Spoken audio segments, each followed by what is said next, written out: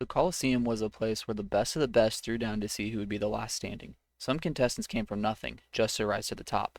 What if I started with the bare minimum in Elestrals, just enough packs to make a legal deck? I would clash with other casters with the eventual goal of winning a tournament.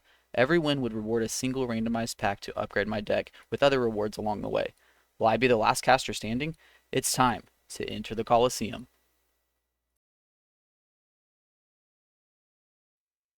Welcome to Elestrals Colosseum. In this series, I'm starting out with the bare minimum, only 5 packs to make a playable deck. Every win will reward 1 pack. The set will be determined by spinning the wheel of Elestrals sets. As new sets come out, I will add them to the wheel.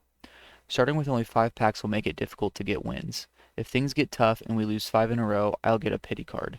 This card will be determined by the wheel as well. The pity wheel will include Shattered Stars months 1 through 8, I'll spin for a random month and then spin another wheel to get 1 card from that month to add to my collection. The spirit deck will contain spirits I pull from the starter packs, as well as spirits I pull along the way. I will fill out the spirit deck with random spirits until I can create a full spirit deck from packs obtained along the way. The starting goal is to take the deck to a monthly tournament and win with it. It's going to be a tough yet fun journey. Lastly, big shout out to Simo. Elestrals Colosseum takes heavy inspiration from his Master Duel Masochist series.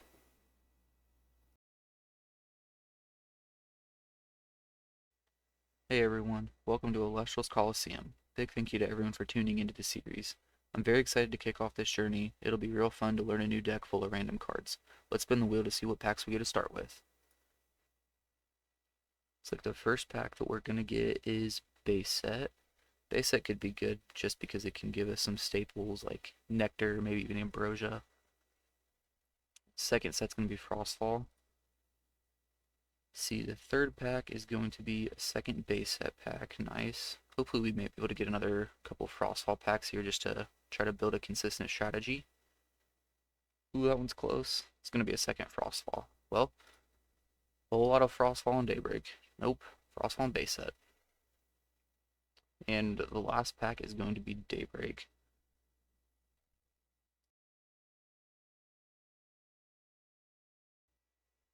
Alright guys, here we are with the initial pack opening. You can see I've got the boxes here ready to go. To open a couple. I went ahead and opened the base set box beforehand just to confirm how many cards were in a pack. Looks like we're gonna have to open 5.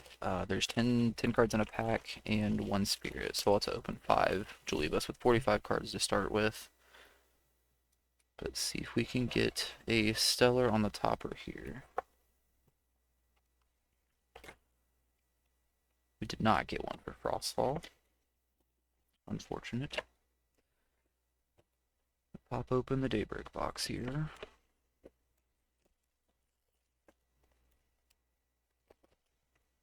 Maybe. Never had so much trouble opening a product in my life.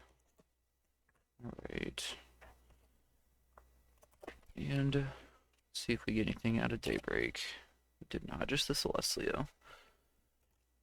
Alrighty. Okay, so what we got, 2 base set, 2 Frostfall, 2 base set, 2 Frostfall, and 1 Daybreak to open. Let's go ahead and pop these open. Let's get some stuff out of the way here. Okay, so we'll start off with base set. Not looking for anything in particular here, just hopefully some good generic cards.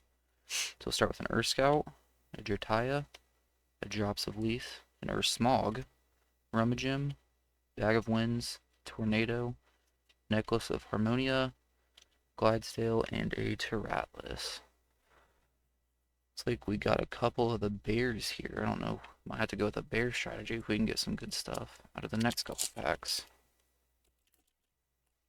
Let's see, second pack, Island of Aeolia, Boloi Forest, a couple stadiums, a Jolton, Rummagem, Golden Apple of Discord, Javalantis, Zephyrog, Galaxy, that could be a good one, an Imperial, and a Vipyro. Let's see, so far, got a couple water cards here, a couple stadiums. The starting deck is going to be very interesting. Alright, on to, let's do Frostfall next. First Frostfall pack. Starting out with a Lycoris, spirits are in the front on here, a Racerage, a Morfrost, Frigicub, Neandersloth, Volcanic Forge, Nemesail, Corabral, Cyprong, and a Tadflow. Nothing sticking out to me just yet. We'll see what we can put together. Second Frostfall pack. We have a Paleoth, a Chelotl, Cyanectar, Morfrost Lycanform, an Ursicle, a Panzer, Smoky, a Rhyceros, a Hollow Chains of Prometheus, that looks really nice, and a Leviathan. Alright, and the last pack of the starter packs is a Daybreak. Let's see what we can get. Starting off with a Plucky. That's going to be good for generic deck. A Pandolence, Mudlet, Voltuga, Barabib, Scavacle, Umburst, Porcutide, Cyclovenom, and a Luminape. Alright, let's see what we can put together with this.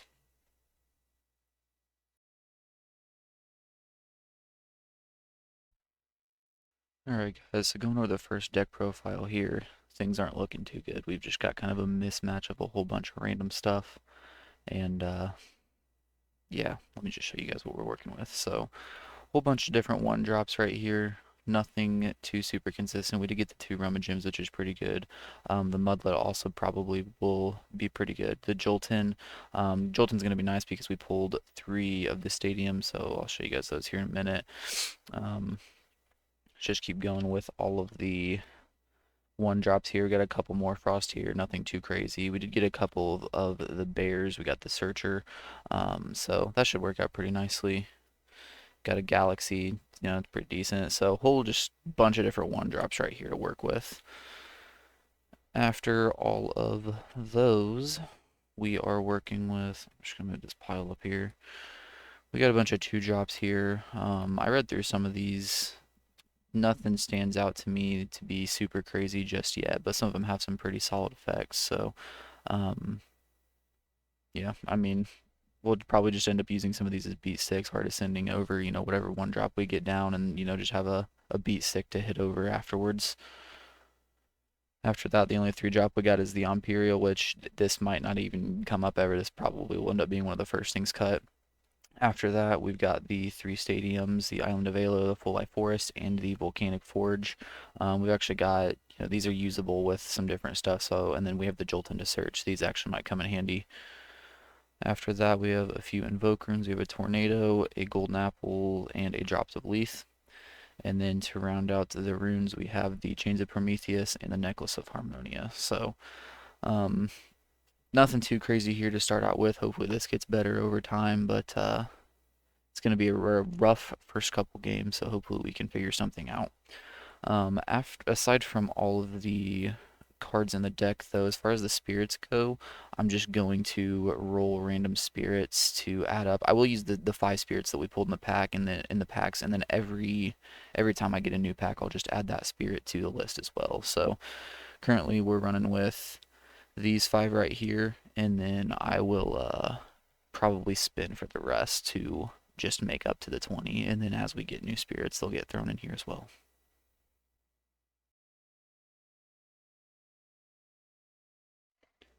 Alright guys, here we are with game 1. Super excited to start this journey. I know it's going to be a little difficult at the start until we get some more playable, usable cards, but it's going to be a fun journey nonetheless. So my opponent here started with an expend to draw, and then it looks like he enchanted an Apollo with a full 4 spirits. He goes ahead and disenchants 1 to foretell 3 cards off the top of his deck and add a Solar Elestral to hand. It looks like he hits a Lumaru, and then looks like he's playing a couple proxies here. He's going to go ahead and add that Lumaru to his hand. At this point, I'm not really sure what to expect. There's a couple different Solar variants out there. I know there's the Cow variant as well as like the Nexus variant. So looks like he just goes ahead and sets a couple back row.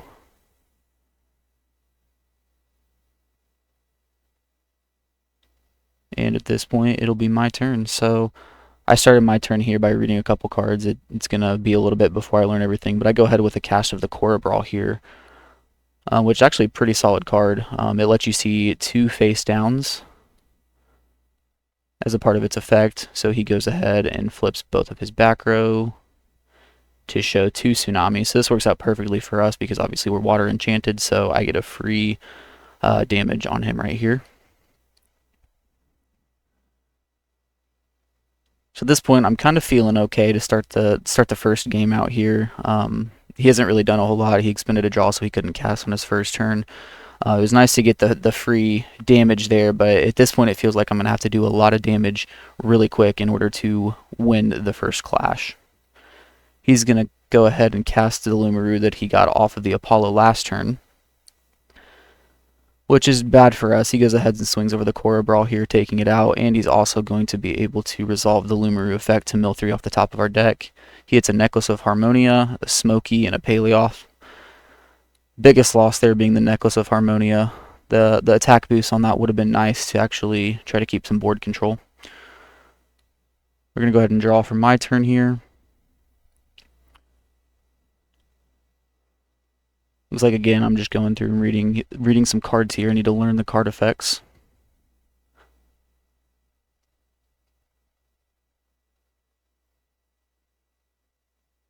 Yeah, my best option here, in my opinion, was to go ahead and cast this Porcutide in defense. When Porcutide is destroyed, it forces the opponent to expend 2, so it felt like a pretty good play here. I don't have much back row or anything to stop his plays, so I felt like I could at least get a couple spirits out of him this way. Looks like he goes and casts Exaltus. And I believe he goes ahead and uses the Exaltus in order to Nexus and then use the Exaltus effect to search. At this point, I'm getting pretty scared just because he's getting his whole board set up, and I know I don't have a lot of firepower in order to beat it.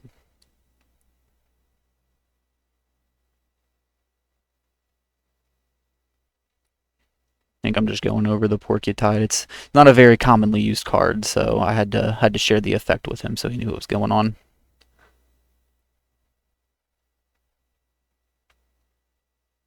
Yep, here's the Nexus onto the Exaltus in order to get a search for an Ethereal Elestral. And he adds the Lustragon to his hand, which is very scary. As soon as he gets that Lustragon on the board, he just starts Nexusing and popping everything.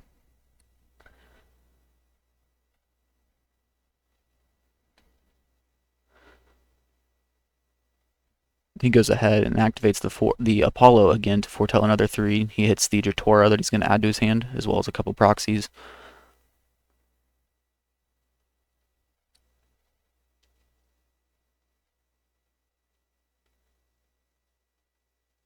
It's like after he uses the Apollo effect, I think he's just going to go to battle here. Yep, just goes to battle. He's going to swing over with the Lumaru, another pretty good play on his part. It's going to destroy the Porcutide. Porcutide effect does trigger, forces him to expend. No, I was mistaken earlier. Porcutide also, instead of expending, they can discard a card from their hand. So it looks like he discarded something from his hand at that point. And then mills another 3 off the top of my deck.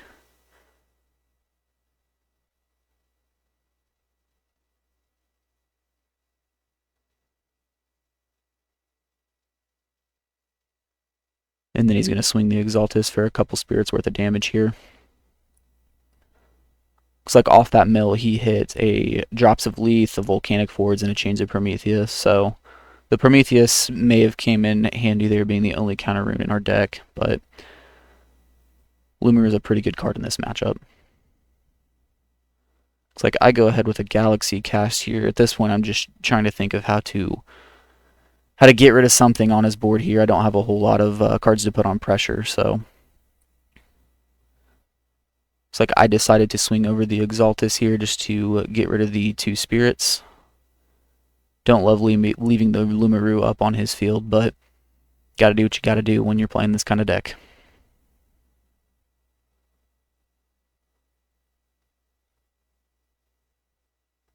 I think here we were going for a spirit count. Here at this point, it actually felt like we were pretty even in terms of spirits go. Obviously, I'm not able to do a whole lot other than cast out a single Elestral here or there, so I'm not able to use a lot for my plays. However, he's went through almost a full Apollo as well as a couple Elestrals at this point.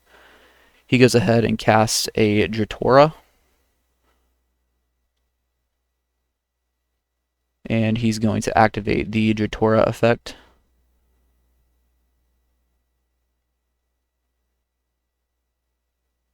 He's going to Nexus the last sphere off of the Apollo onto the... Looks like he's trying to make up his mind here. Goes with the Jatora in order to heal 2. The Apollo being disenchanted now will go to the Underworld.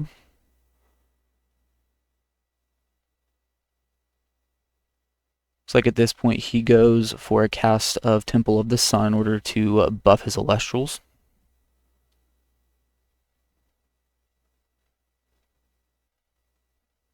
And he is going to set a third back row before going to battle phase. He's going to swing over with the Lumaru again, that's buffed by the Temple, in order to mill another 3.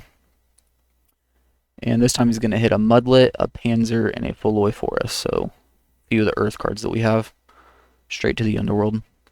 And then he's going to swing the Jatora for another 2 spirits of damage here.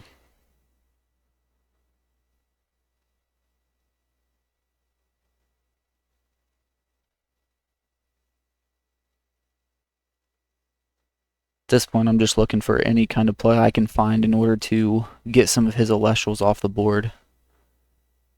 However, I don't have anything that's capable of that just yet. This would be a nice place for like an Arcolith or something if possible.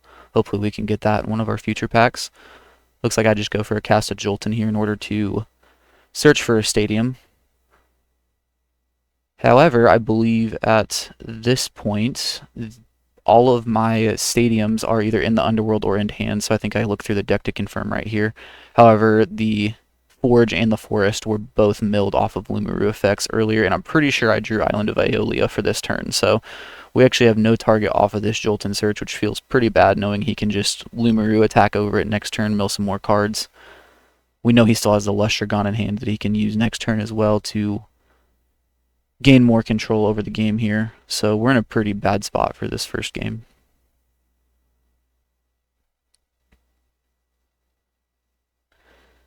Yep, just confirmed that I have no targets left for the Jolton.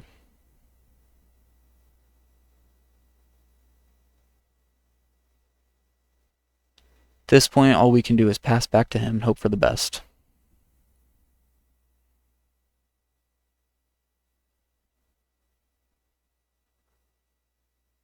One of the other things I'm noticing is I need to do a better job at not showing the opponent my what's in my spirit deck or what's in my deck. I'm pretty new to webcam clashes, so it's something I need to take note of myself. Looks like he goes with an Ascension over the Lumaru into the Lestragon, which is pretty much going to be the end of the game for me. At this point, he just gets to Nexus and heal and destroy a card at the same time, and he just gets to attack for a lot of spirits, so...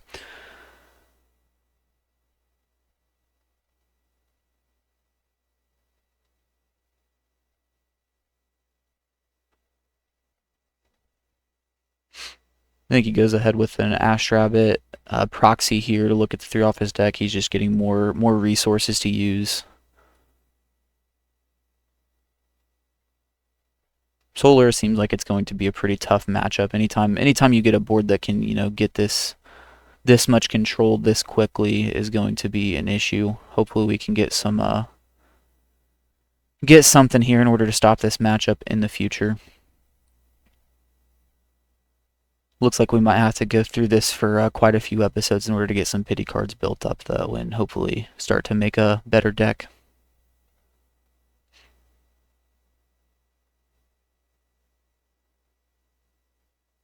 Looks like at this point I go for a cast of the Chelotl here. The Chelotl just targets 2 back row, and while the Chelotl is enchanted, those 2 back row cards cannot be activated this turn, so we knew he had the 2 Tsunamis in the middle. The Chelotl locks him out of using the other 2, so at this point we know he only can activate the Tsunamis. However, we have nothing in order to swing over his Elestrals. Looks like he's going with the re-enchant of the Jatora here in order to heal another 2. And he is going to Nexus and get the Lestragon effect and pop the Chelotl. This takes us down to, after he attacks here, it's going to take us down to very few spirits. Looks like we have no spirits left at this point. There's nothing we can do. So, tough game 1. I'm expecting quite a few of these games to turn out in a similar fashion, but GG's, on to game 2.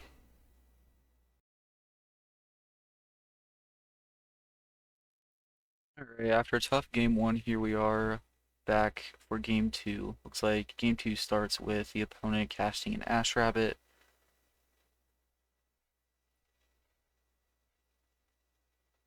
Doing some shuffling here after the Ash Rabbit effect.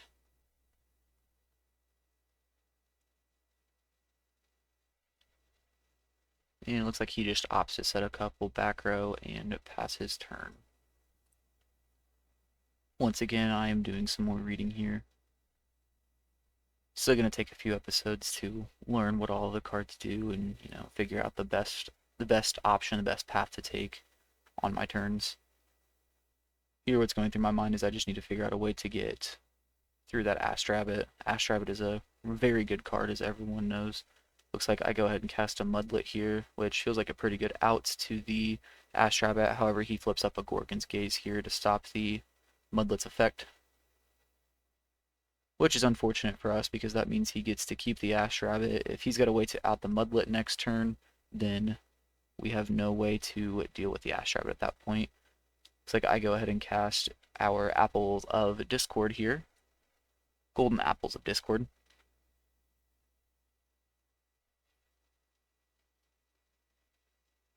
Looks like to resolve the Golden Apples, I discard a Tadflow here, and I think at this point we were trying to figure out how to randomly pick a card here, so he goes ahead and shuffles his hand around. I roll a d20, which was a little awkward to figure out which exact card we were going to hit. I think I roll a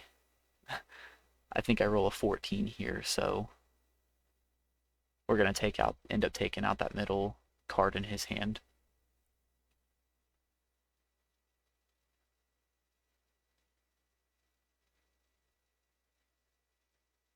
So it's nice to hit a card out of his hand at this point. However, we're going to have a lot of work to do after our Mudlet gets gazed and we have no other outs to the Ash Rabbit.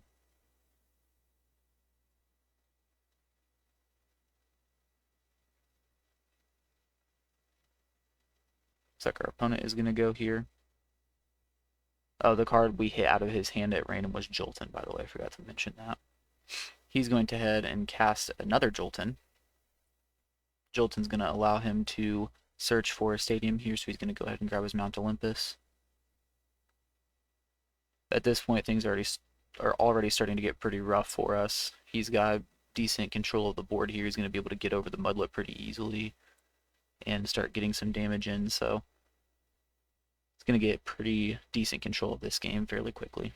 He's going to switch the Ash Rabbit. He's going to think about it, and then, I'm going to go ahead and switch the Ash Rabbit to attack here to get an extra damage, swing the Jolton over the Mudlet, and swing the Ash Rabbit for 1 Spirit Direct.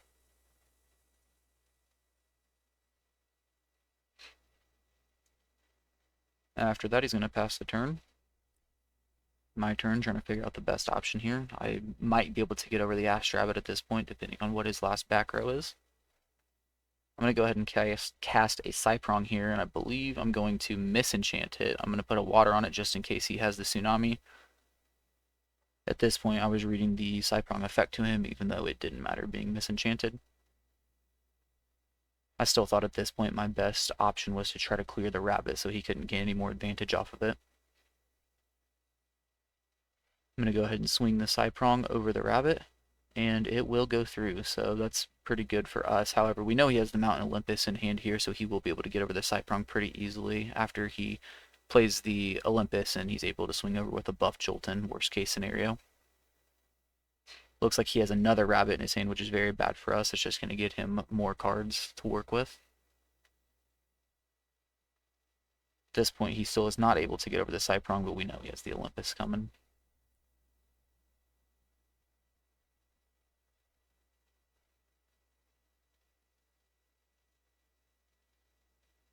Looks like he's trying to figure out what he wants to grab off of the Ash Rabbit effect.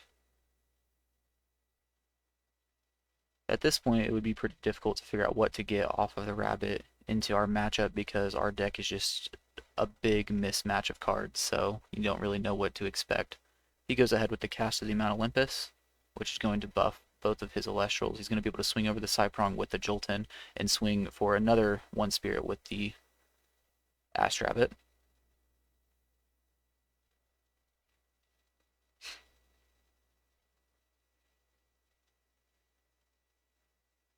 And I think at this point, he forgot to set a back row card, so I went ahead and told him to go ahead and throw it down. So he sets that card. We go ahead and draw.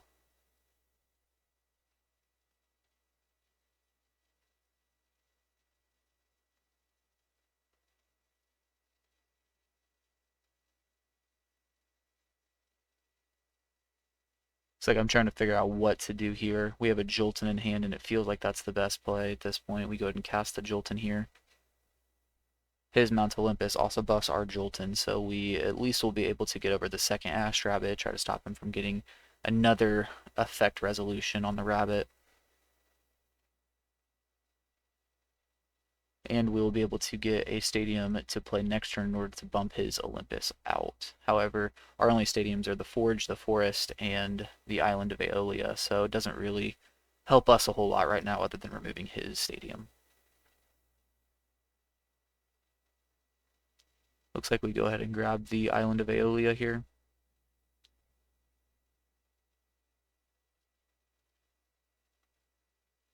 At this point, we really just want to clear the rabbit and hopes that he doesn't, and just hope that he doesn't have anything to stop it. Looks like we're gonna attempt. However,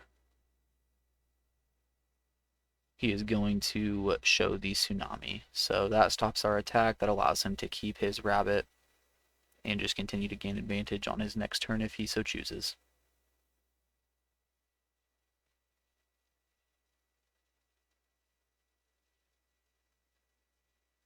Looks like he's thinking about what to do here. He's going to go into his spirit deck and choose to re-enchant the rabbit, see what else he can get off the top of his deck to help him.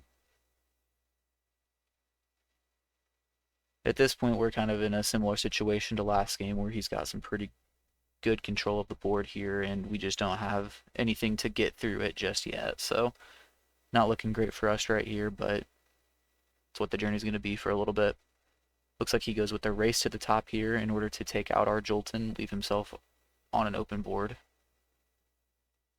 So it looks like he's going to get some damage here. He sets another back row and swings for 3 spirits in total.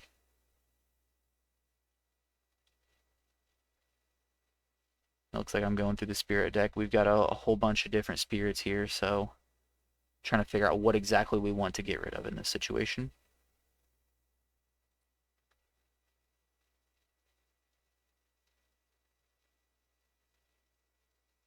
At this point, I'm kind of, trying to do the same thing I've been trying to do for the past couple turns, trying to find something in order to get over the rabbit. So we go ahead with the cast of the Pandolins here. The misenchant Pandolins in case he has another tsunami. We throw the water spirit on it. And unfortunately here, the rabbit is at 4 attack from the Mount Olympus buff, so we opt to go ahead and crash the Pandolins into the rabbit here, destroying both.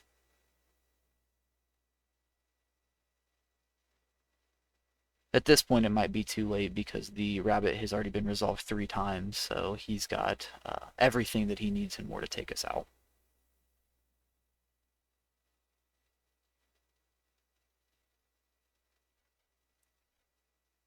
Looks like he's going to go here thinking about what he can do on an open board, trying to figure out how to get the most damage possible.